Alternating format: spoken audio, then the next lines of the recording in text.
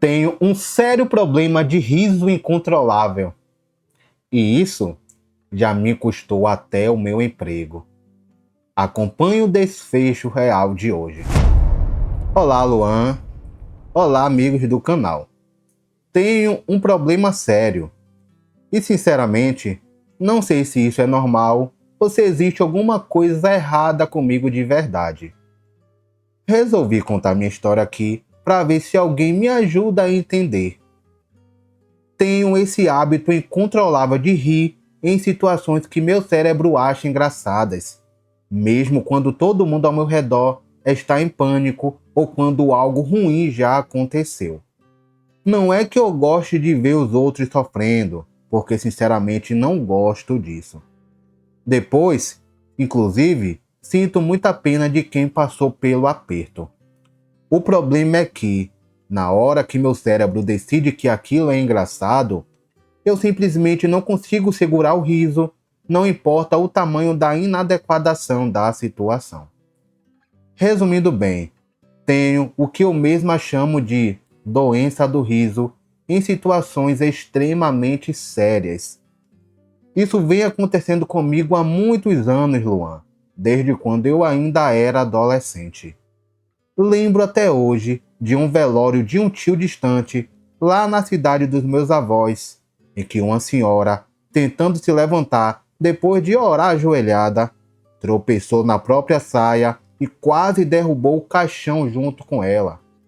Todo mundo ficou em choque, uns correndo para ajudar, outros gritando, e eu, sentada no meio do salão, comecei a rir feito boba, tendo que sair correndo para o banheiro da capela antes que a família da senhora percebesse. Nunca consegui explicar direito esse tipo de reação, e ao longo dos anos aprendi a viver com vergonha antecipada, sempre calculando os risos antes de ir a qualquer velório, casamento ou reunião mais séria. Teve também aquela vez, já mais adulta, no casamento de uma prima de primeiro grau, em que o noivo, todo nervoso, foi colocar a aliança e deixou cair no chão da igreja, bem na hora do silêncio mais solene da cerimônia. O objeto rolou pelo tapete vermelho até quase sumir embaixo do banco. E o padrinho, desesperado, ficou de quatro tentando pescar a aliança debaixo do móvel, com o padre parado, sem saber se continuava a celebração ou esperava. Foi só eu ver aquela cena que a risada me escapou alta, no meio da igreja lotada, e minha própria mãe teve que me beliscar o braço discretamente para ao menos tentar disfarçar. Passei o resto da recepção sendo chamada de sem vergonha por parte da família, e minha prima demorou meses para voltar a falar comigo direito. Com o tempo, percebi que ia perdendo o convite para reunião de família mais séria, para a missa do 7º dia, para qualquer evento que exigisse postura. As pessoas mais próximas já sabem do meu problema e evitam me colocar perto demais de situação tensa, o que, sinceramente, também me machuca um pouco, porque não escolho rir nessas horas. Isso simplesmente acontece comigo, foge completamente do meu controle. Há uns 5 anos, aconteceu um episódio que ainda me vem à cabeça toda vez que penso em como posso ser estranha. Eu estava voltando de viagem numa van de transporte alternativo, dessas que fazem o trajeto entre cidade do interior, lotada, com os 12 passageiros amontoados. Poucos segundos antes de um susto seríssimo na estrada, o motorista perdeu o controle do veículo de repente, tentando desviar de um buraco enorme na pista. Alguns passageiros começaram a gritar "Jesus! Jesus! Jesus!" em bom e alto som, apavorados. Outros rezavam baixinho, de olhos fechados, e uma mulher no banco da frente chegou a cobrir o rosto inteiro com as 2 mãos, como se aquilo fosse impedir o pior de acontecer. Por algum motivo que até hoje não sei explicar direito, achei aquela cena toda hilária. Em vez de entrar em pânico como todo mundo dentro da van, caí na gargalhada do nada. Não estava rindo porque desejava que a van capotasse ou porque queria mal a ninguém ali dentro. Estava rindo da reação simultânea de todo mundo, daquele coro de Jesus saindo ao mesmo tempo de boca tão diferente, e depois que comecei, não consegui mais parar de jeito nenhum. Por sorte, o susto não terminou em nada grave. A van sofreu uns arranhões na lateral, mas ninguém dentro se machucou de verdade. Depois que todo mundo se acalmou, a raiva coletiva se voltou em cima de mim. Um senhor mais velho, sentado logo atrás, perguntou bem sério se eu estava possuída por algum espírito. Uma outra passageira disse, cheia de indignação, que nenhum ser humano normal riria depois de quase sofrer um acidente daquele tamanho. Já uma mulher, sentada do meu lado, olhou no fundo dos meus olhos e me chamou de bruxa, dizendo que provavelmente eu tinha traído aquele perigo todo com meu jeito estranho de ser.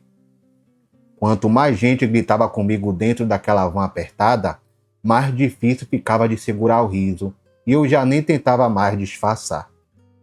Assim que a van parou num posto de gasolina na beira da estrada para todo mundo se recompor, desci e resolvi terminar o resto do trajeto andando até o próximo ponto de ônibus, porque não aguentava mais aturar aqueles olhares e insultos por cima de mim.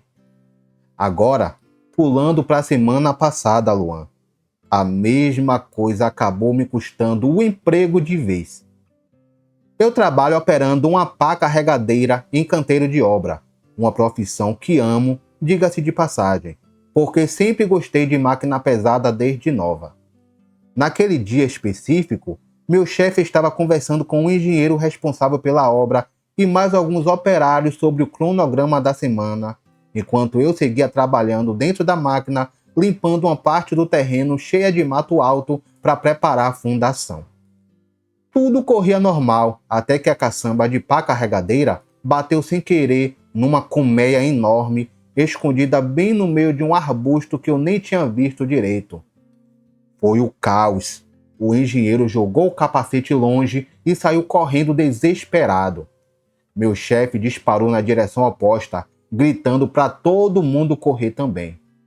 Só que, enquanto eu também corria para me proteger das abelhas, olhei rapidamente para trás e vi um bando de homem adulto, cada um de um jeito, zigue-zaguezando pelo terreno, gritando, gesticulando feito doido, se escondendo atrás de máquina e de pilha de tijolo tentando escapar do enxame. Um dos operários mais gordinhos tropeçou numa poça de lama e ficou rolando no chão tentando se levantar, enquanto gritava para o colega mais novo jogar terra em cima dele, como se aquilo fosse resolver alguma coisa. Por algum motivo, meu cérebro decretou aquilo na hora como uma das cenas mais engraçadas que eu já tinha presenciado na vida. Comecei a rir ainda no meio da correria, sem conseguir me segurar nem um pouco.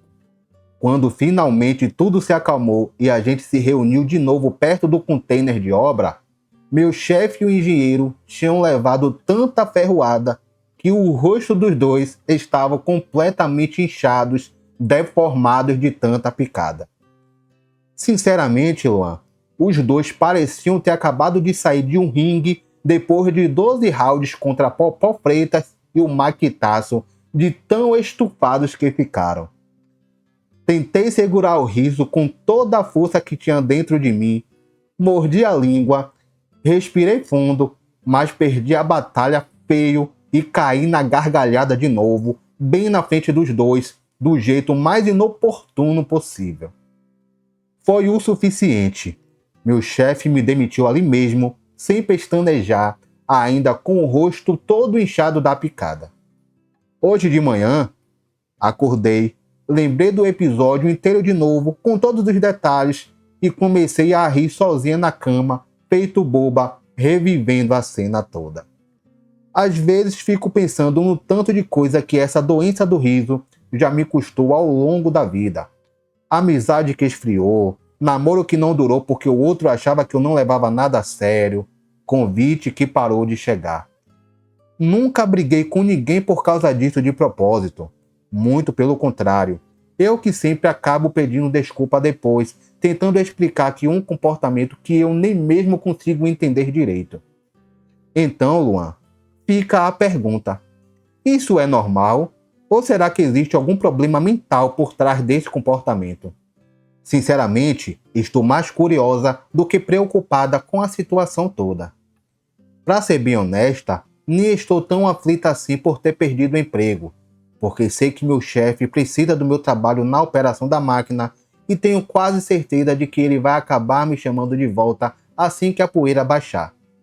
O que eu realmente quero entender é se esse tipo de comportamento é considerado normal, dentro do esperado, ou se eu deveria procurar avaliação profissional para investigar se existe alguma coisa a mais por trás dessa minha doença do riso. Esse foi o desfecho real de hoje. Olá, amigas e amigos do canal, sejam todos muito bem-vindos e muito obrigado pela presença.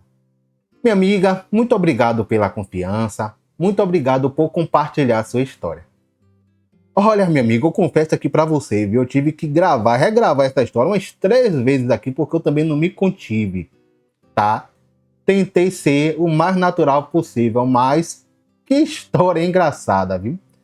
A gente conversou aqui no off, você me contou muitas situações.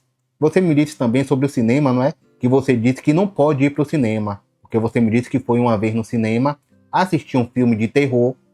Quando chegou lá, quando você viu o espírito, o bicho lá correndo atrás das pessoas no filme, você disse que não se conteve e começou a rir assim, sem parar, e não conseguia parar mais durante boa parte do filme.